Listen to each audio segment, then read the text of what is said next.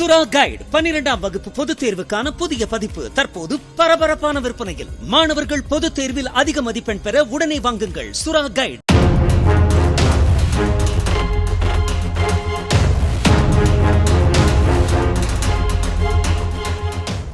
ஸ்ரீபெரும்புதூர் அருகே வல்லம் பகுதியில் கிரசன்ட் என்ற பெயரில் முகமது என்பவர் நடத்திய உணவகத்தில் தடை செய்யப்பட்ட குட்கா பொருட்கள் விற்பதாக உணவு பாதுகாப்புத் துறையினருக்கு தகவல் கிடைத்தது. உணவகத்தில் மேற்கொண்ட சோதனையில் குட்கா பொருட்களை பறிமுதல் செய்த அதிகாரிகள் உணவகத்தை பூட்டி சீல் வைத்தனர்.